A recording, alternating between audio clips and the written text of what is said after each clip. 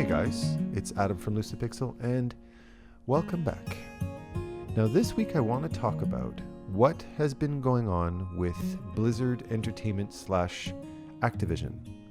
Now if you're not a gamer, if you're not somebody who plays video games, then don't feel like I'm going to alienate you from this conversation, because this has as much to do with you as anybody else listening that might be a person who plays a lot of video games. This has much less to do with video games and a lot more to do with artistic careers. And it's a lesson that I hope, now that we're kind of in the thick of what's going on, I hope that this lesson will ring deeply with you and help you to focus on the direction that you might be taking your career.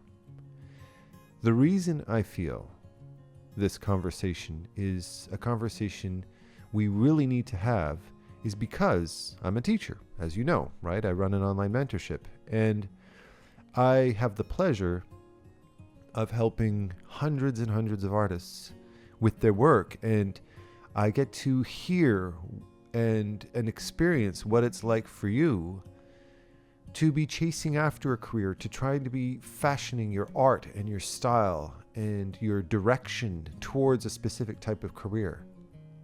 However, I find in this desire a tragic flaw that very often bites artists in the butt years into the game, after they've put countless hours and years into developing themselves, to find out in the end that it wasn't necessarily a complete waste of time, but it lacked the right type of focus. So what do I mean by this?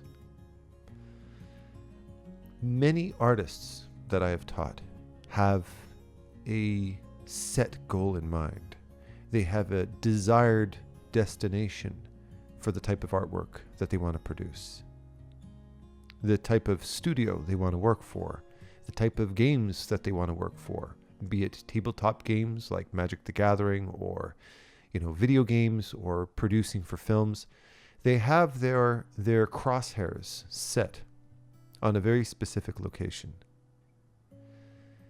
And Blizzard Entertainment, the makers of World of Warcraft that I have played since 2015, Overwatch, Diablo, they are affiliated now with a company called Activision. They have been for quite some time. Let's not go there today. I don't want to go there today because that's a rant for an entirely other day, and I don't know if I'm willing to publicly open that can of worms, because I will get demonetized very quickly if I open my mouth on that whole subject. But I digress. What I want to talk about is what I witness happening with students, artists in general. Now, this is not, what this will not be, and what you might have expected from me, is to say that I saw it coming. It's to say that, no matter what you do, stability is a myth. That's not where I'm coming from here. I find you can find quite a bit of stability and normalcy in your career, depending on the type of career, depending on the type of company that you work for. However, what's important for you to realize with the closure, not the closure, but with the firing, the layoff of over 800 Blizzard employees, is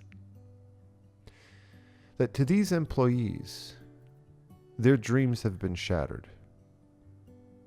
And what I mean by dreams is they, much like thousands and thousands of other artists out there that love Blizzard style art and love Blizzard games, myself included,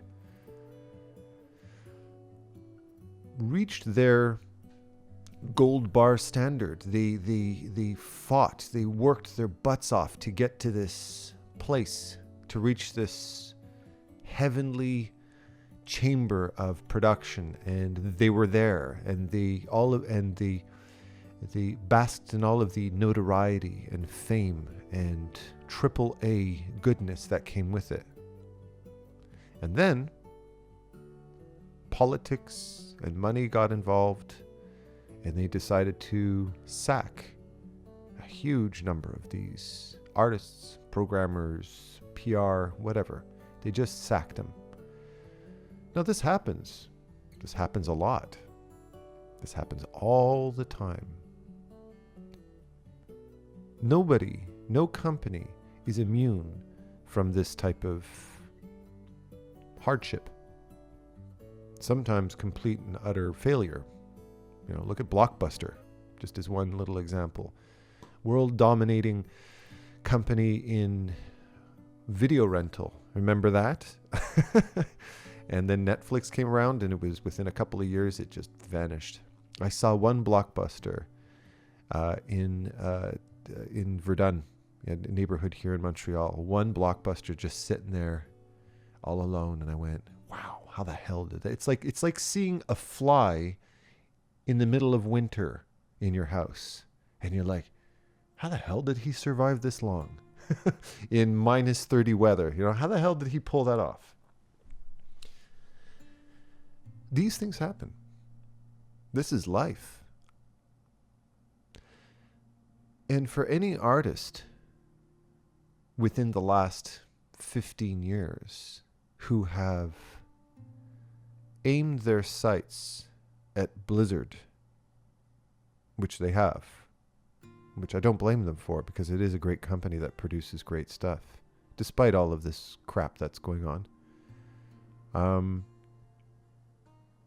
Well, they might find that destination that they had the crosshairs on get lost in the mist. It'll just disappear from right in front of them. Now, does that mean you've completely wasted your time?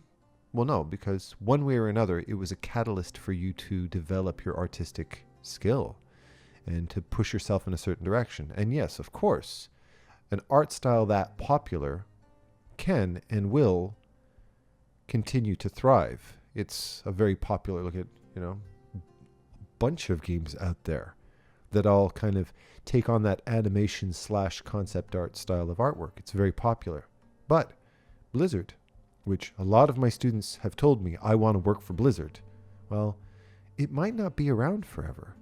And even a company that incredibly huge, we're talking about, if anything, any video game company on earth was the symbol of strength and stability and grandeur, it's Blizzard Entertainment. Let's face it, they were the top of the pile. And they're still up there. But you can see now how very suddenly that can change, and how drastically that can change.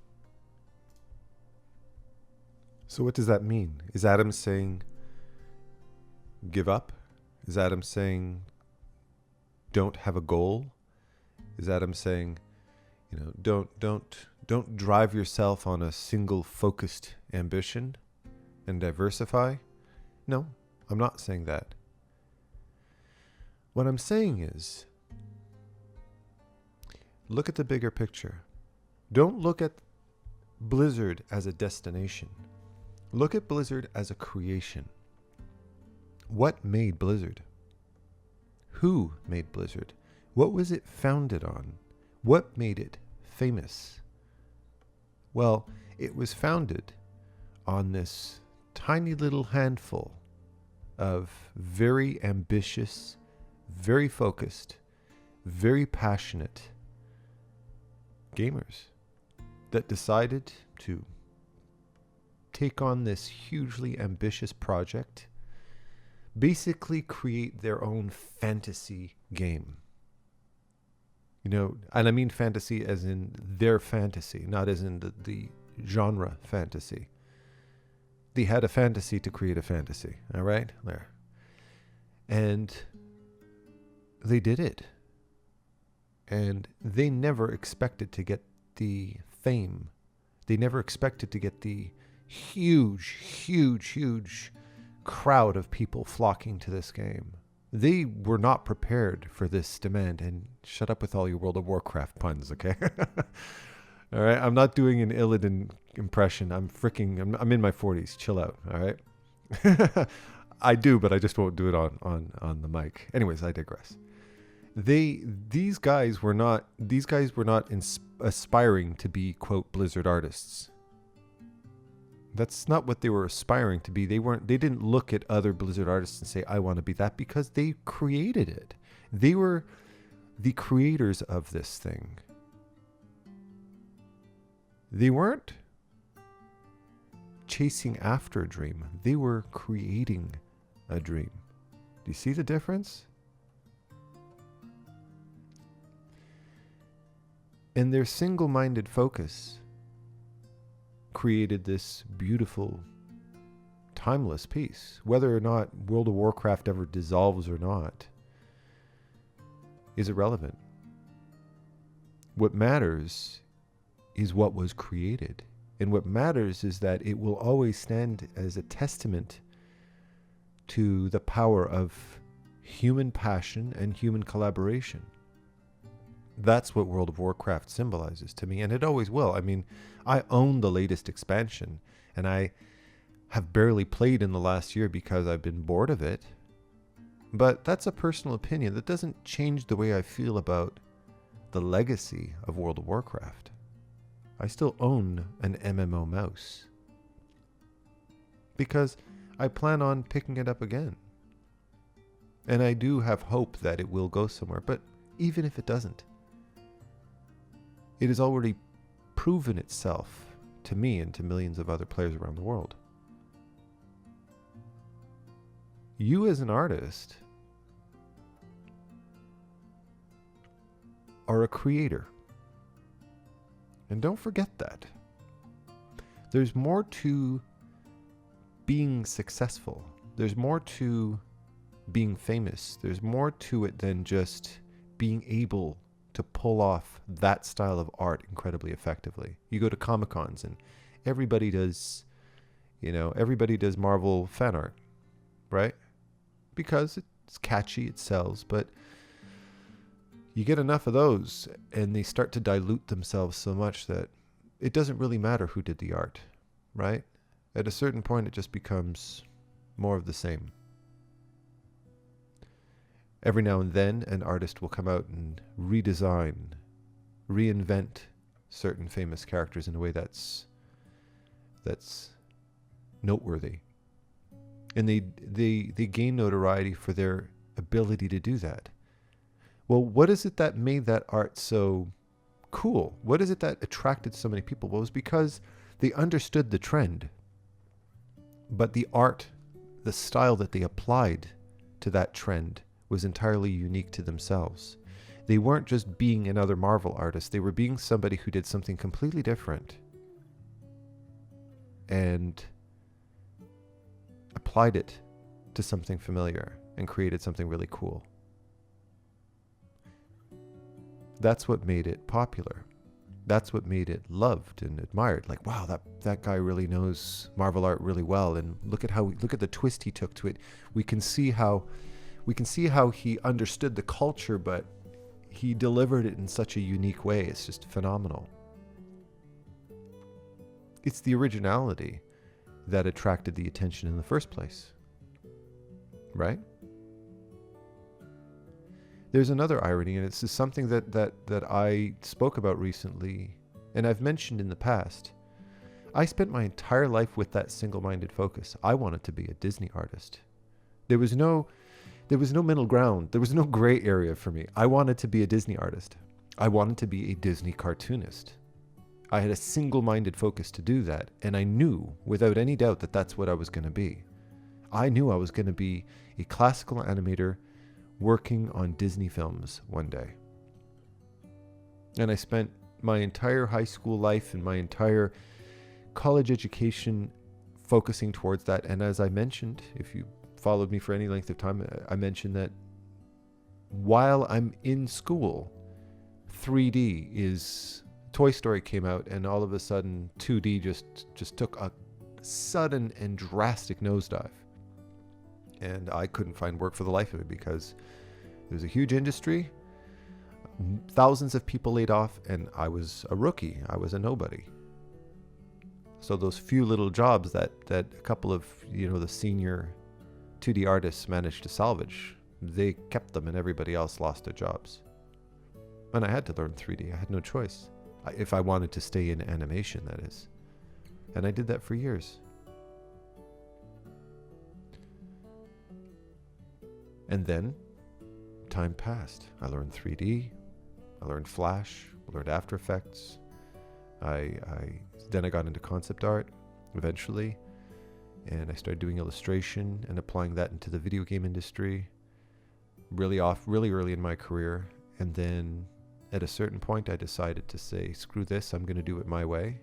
I've been chasing after a ball for the last decade. I want to do it my way. And I decided to take my chances with the support, of course, of people around me that were willing to be patient with me as I reinvented and redirected my career towards what I really wanted to do. And I really did, honestly, want to transition into concept art at that point. And you could call it me letting go of my Disney dream, but I didn't let go of a dream because at that point, being forced to discover new things turned out to be great for me. And even though I realized I wasn't a strictly 3D artist, well, I wasn't a 3D artist at all, for that matter. I liked crafting things by hand a lot more. I let go of that Disney dream. And looking back, do I regret letting go of that Disney dream? No, I don't. I love what I do. I mean, I'm extremely happy with the artwork that I produce. Do I still love what Disney produces? My God, yes. Oh, I love modern 2D animation today. Holy Moses, Steven Universe and, Adventure Time and Bee and Puppy Cat and all the anime out there. It's just freaking insane. It invigorates me and fills me with hope, and I can look at it and admire it with as much love and as much respect today, if not more, than ever. Yeah, absolutely. But do I want to do it? No. It doesn't do it for me anymore. It really doesn't. And I moved on to other things in my career. And I started to discover myself. In letting go of that singular dream, I started to open up to other facets of myself. And in doing so, I started to uncover and realize that I could apply what I learned in animation in such a huge way towards everything else that I produced. My abilities in animation weren't my one and only skill. They were an integral facet of my overall skill. They were, are, and forever will be a crucial part of the type of artwork that I produce. Even if what you're looking at doesn't look Disney-esque at all, there's a lot of it in there. Now, as irony would have it, after I had let that ship sail, lovingly, I let it sail. I didn't I didn't tie it to a boat, send it off into the river, and then shoot a flaming arrow at it. No, I didn't do that. I let it go lovingly. I was offered a job to work on a Disney show. Go figure. And to be completely honest with you, it felt like somebody who I was deeply in love with, somebody I had a huge crush on back in high school, and somebody who, eventually I ended up moving on with my life and met somebody else and fell in love and discovered other things. And then crossing that person in the street again one day, as beautiful as ever. And she asks me out on a date. And I think to myself, okay, great, I'd love to. She's still beautiful. She's still wonderful. She's still full of life, but I've changed, right?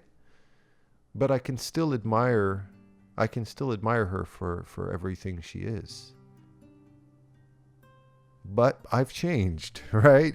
And that's what this Disney show felt like to me. It was great. It was really great. It was talented people and, and an amazing show. I loved working on that show. If you're curious, it was the show Wander Over Yonder, among a couple of others as well. But like I said, my heart was somewhere else at that point. And I really did honestly walk into that feeling like, I didn't walk into that show feeling like, oh my God, I'm here. I'm actually finally here. I didn't feel that way. I walked into that job thinking this is going to be a great experience. And that's it. Just a very adult perspective of this great job. And in many ways, it was a great job. I mean, if you followed me, you know how it ended. Didn't end up staying there. But I loved it. And I loved being around these very talented artists and stuff like that. My God, some of these artists were just, whew, wow. And the styles. One of the things I learned working on that show is how much Disney encourages diversity of style. And they explore and study styles of past artists so much. I love that. I love people walking up to me with different sketches from artists that did artwork back in the 1930s and go, look at that. Look at how we can apply that here. And I'm like, wow, I like the way your mind works. Really cool people. Yeah. But it was just a job.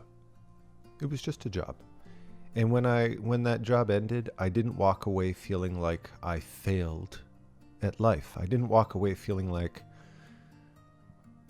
I had my chance and I blew it. No, I just felt like that job was over and it was on to the next thing.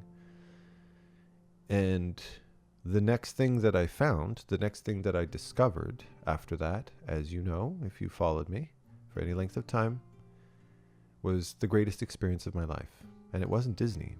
And it wasn't EA. It wasn't Ubisoft. I never worked at Ubisoft, but it wasn't any of these big companies, all within arm's reach to me because I'm from Montreal. So I have all these huge studios, Eidos, Framestore, MPC, all these huge companies. It wasn't any of those. It was teaching at a college, at le Cégep du Vieux-Montréal, the CEGEP, the College of Old Montreal.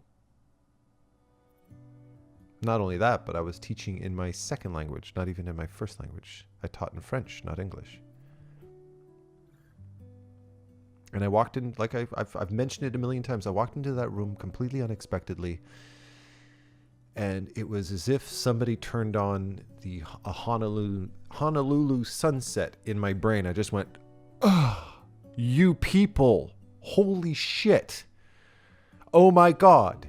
And I'm looking at the walls lined with all of my favorite books that didn't belong to me. It belonged to them. And I'm sitting there going, oh my God, you people. I love you so much. And I still do. I think about them and I just smile. I think about all my students there and I just smile.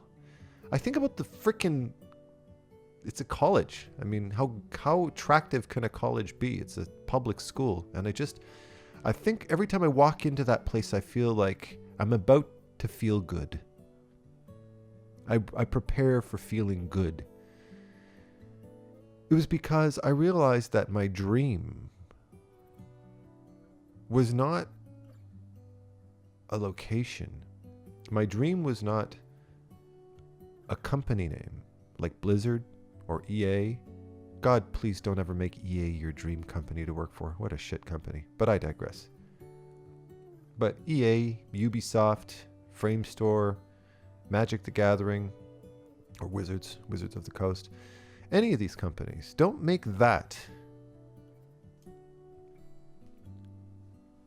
Because as Blizzard is teaching us right now as we speak, is that company, that big, huge, famous company with millions and millions of players and just the biggest of the biggest of the baddest of the baddest with the best of the best, the most epic in every single way, is as fragile as everybody else. life is never permanent. Nothing is permanent. As the Buddhist Tibetans, when they design those beautiful, beautiful, intricate mandalas, their art with the sand, it's meant to teach us an important lesson about life. They spend countless hours painting these beautiful, intricate designs out of sand. And then once it's done, they take their hand and they wipe it off the table. Nothing's permanent. Even the most beautiful things in the world are not permanent.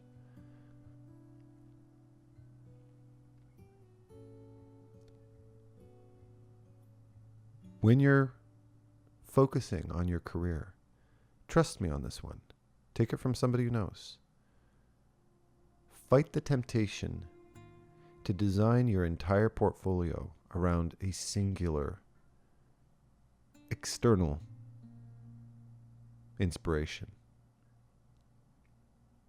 If it does not reside within you, then you can't hold on to it. You can't capture it, nor can you sustain it permanently, because no matter how hard you try, no matter how hard you focus, no matter how perfectly you perfect what that company wants and what they generally hire, as 800 people are discovering this week, they can slip through your fingers like sand. Right? What is going to get you hired is A, the skills that you have attained, whether you did it focusing on a studio or not, whether you focused it on a particular style or not. It's the skill that you've gained, but it's also your ability to create. Remember that as an artist, your job, your strength should be in your ability to materialize the visions of others who are not capable of doing it themselves. A creative director who has amazing ideas cannot necessarily, in most cases, materialize that into something visual. Nor materialize it into something visual that's actually appealing to look at. A company that is famous for its artistic creations become famous because they're offering us something new. I mean, you might not have played World of Warcraft for as long as I have, or you might not be aware of what it was like for players that started back in late 2014, early 2015. I started early in 2015, right around the beginning of it. It was new. It was new. I spent my entire life growing up playing role-playing games. I played, AD&D, all through high school with my friends and stuff like that. And Adam the artist was always the guy who would sketch out my friends and my own characters. It was a lot of fun. It's one of the main things I love doing the most. We'd sit down in my friend's basement and we would play, in this dingy, stinky basement, and I would bring my sketchbook with me, and as we'd play the game, I would be sketching these characters. And we would slip them into our folders, into our binders on the front page, just to help us visualize what the character looks like while we were role-playing. And then all of a sudden World of Warcraft comes out, and I'm like, are you freaking kidding me? A full interactive world RPG? Holy shit. It was a dream come true. Addiction was inevitable. There's no beating around the bush there. I knew where that was going real quick. And I still love it that much. I don't play it that much, but I still have that same nostalgia and love for that game, and I still would love to get back into it. But what if another company, I don't know, like a company that makes, I'll just make up a name out of the top of my head, like, I don't know, Rifts, for instance, that, in my opinion, to date, are the most successful company at pulling off a game of the same level of solidity, playability, and depth as World of Warcraft. A lot of people said that Rifts was going to be the new World of Warcraft. And you know what? Had Rifts been released back in 2015, there's a very good chance it could have. But it wasn't. And people's feelings and thoughts about that was, well, we already have a World of Warcraft. We don't need a second one. You know, that's how a lot of people felt. And I played it, and honestly, I was like, yeah, this is great. But I don't have the history with my characters. I don't have, you know, all the old friends I made from my realm and all these different things. It's great, but why start something over from scratch? That's pretty much what I've already done. It wasn't original enough. Yet it was smart enough, I think, in terms of MMO culture. It made a smart move, making the functionality as refined as World of Warcraft's. But they weren't offering anything new enough to the table. Do we hear everybody out there talking about the game Rifts? No, I don't hear people talking about it. I watch video game news all the time. I don't hear anybody talking about it anymore. There's other games that had amazing potential. But like Secret World, for instance. I had a chance to do a few pieces for that game myself. And the concept was freaking brilliant. You know, like post-zombie apocalypse MMO. Holy shit, that's pretty freaking cool. With all these different, you can join these different clans, which kind of got me into my masquerade vibe.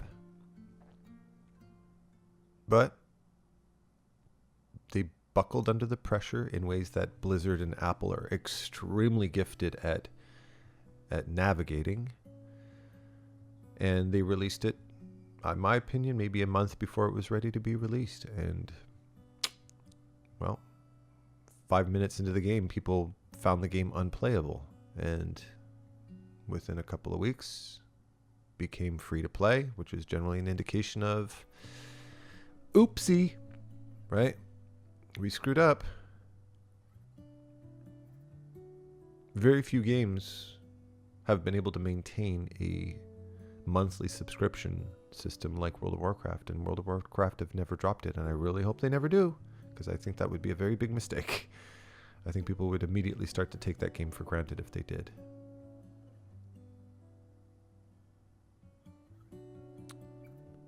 So what do you do? What you do is explore your own mind. What you do is you close your eyes and you picture a world of art. You picture feelings, authentic feelings within you that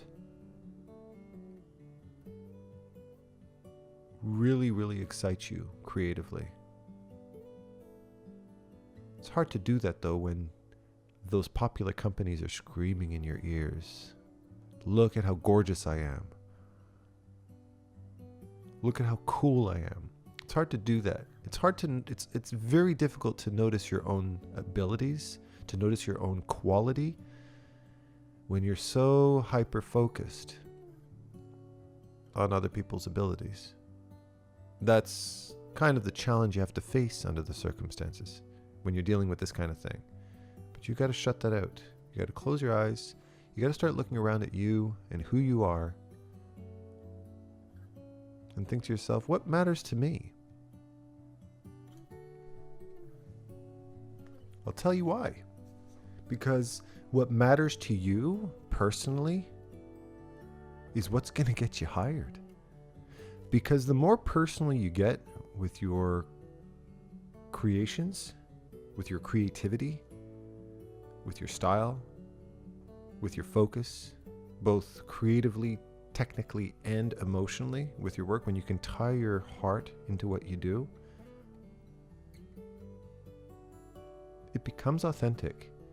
It becomes a very rich experience for your audience. It's not a superficial copycat experience. It's a rich, personalized experience. And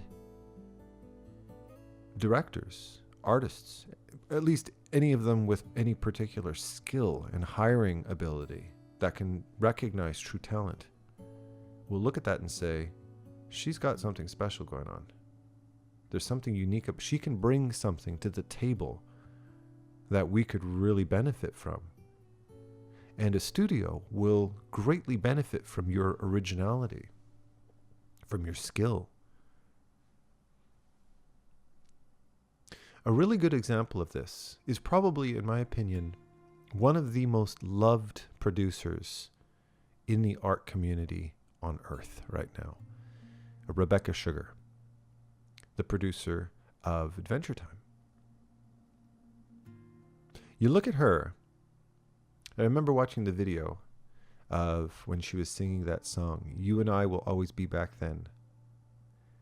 I can't even say that title without crying. It's so touching.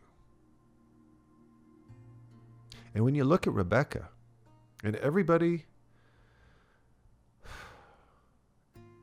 who's a part of that team are so in love with everything that they've created. And she's the mother of that production. She's the heart of all of that, musically and in writing and artistically.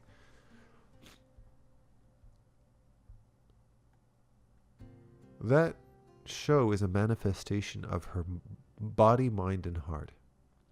And you look at her, she's shy, sweet, kind, and everybody loves her so deeply.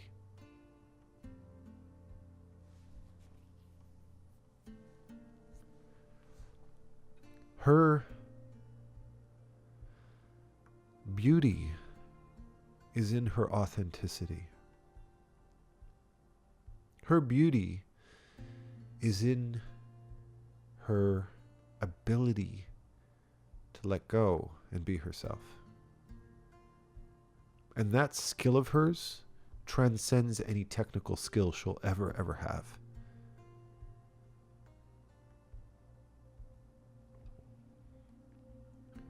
It takes a rare quality, a rare level of artistry to be able to be 100% authentic. It's crazy how authentic she is. And she's not authentic in a flashy, blizzardy way. Here's the irony of what I'm saying too. I haven't watched that much Adventure Time. I don't know the show that well. My daughter has. She's the one who got me into it in the first place, and I ended up getting her the art book for it. Big fat art book. And if you ever want to see the purest example of artistic creativity of all time, buy that book. Or at least look at it. It might not be worth the money for you because you might not be into that particular art style, but that is complete and utter artistic liberty right there. Every page, every color, every design. A world was nurtured and created based on the inspiration of this genius. And other people picked her up and carried her through that and developed it with her. But she planted the seed. Exactly the same thing can be said for Blizzard. Blizzard was based on a dream, a unique dream that lived inside the heart of these few individuals. The same can be said for Apple, a company that was built on heart. The dream of a single man a few single men, but the vision was Steve's, right? And it manifested into this huge thing. Now, where they have gone, where elements have damaged the integrity of this, does not take away from the beauty of what it was and how it was created. And you are the creator. And you've been put on this planet not to pretend to be somebody else. You haven't been put on this planet to just be another factory worker working in this studio trying to imitate what everybody else does. That's not what an artist is. An artist is somebody who creates. An artist is somebody who has the strength, the ability, the vision, the integrity to be able to let go completely, fully, and just be in the purest way they can be. That requires you to abandon your ego. Get rid of that ego. This isn't the more you try to be a popular artist, the more you aim for fame, the worse you're going to get.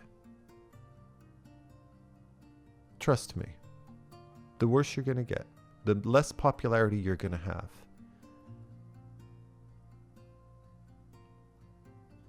Be yourself. How many talks have I shared with you in the past where I keep coming back to that core, that epicenter of who you are? Be yourself. Express yourself through your heart, not from your desire for popularity. Popularity is not going to save you. Popularity is not saving Blizzard right now. Apple's suffering.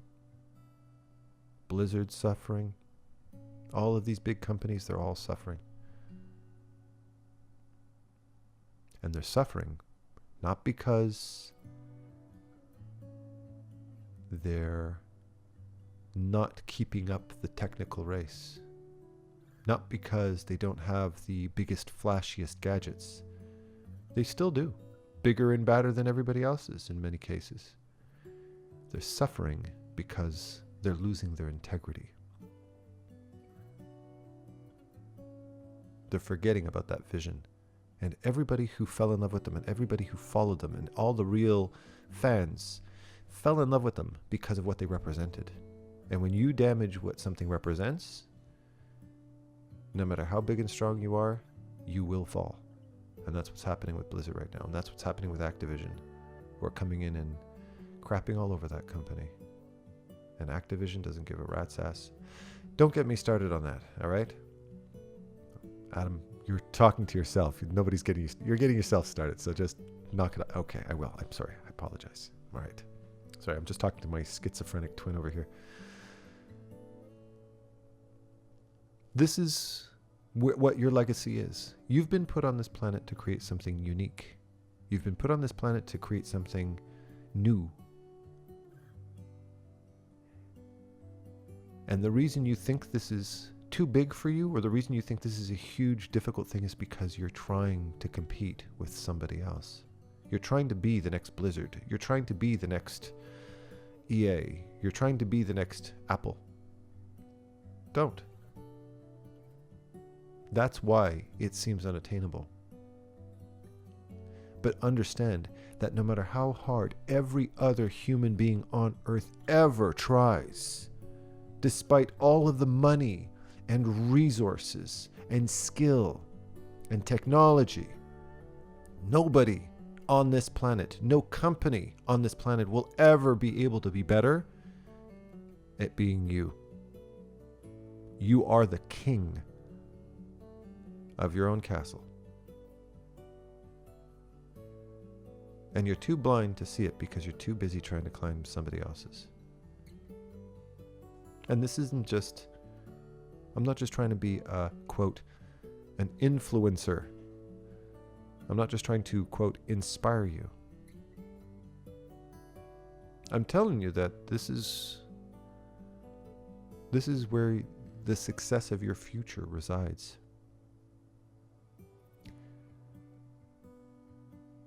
Everybody wants to be Blizzard, but I'm pretty convinced that the majority of you out there are Rebecca Sugars. You're not big and bad and bold and loud. You might be very quiet, very introverted. Many of us artists are. We're very shy people very often. We keep to ourselves. We have very quiet thoughts. Well, quiet mouths, but big thoughts, right?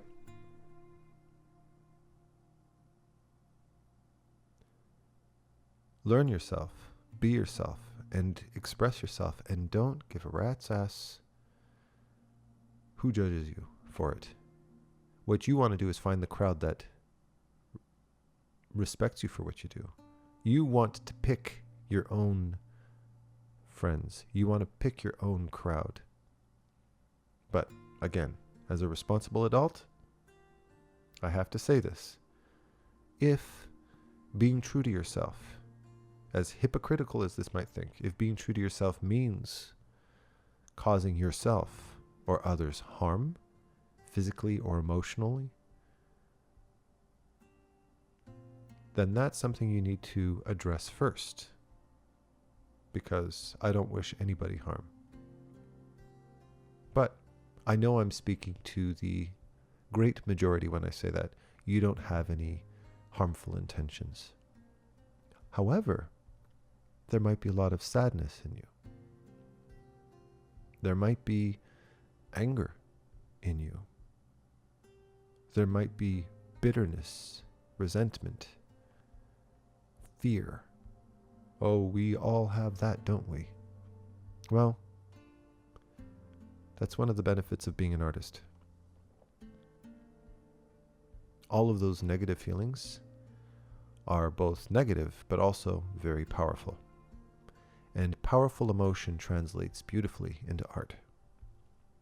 Some of the most meaningful art of all time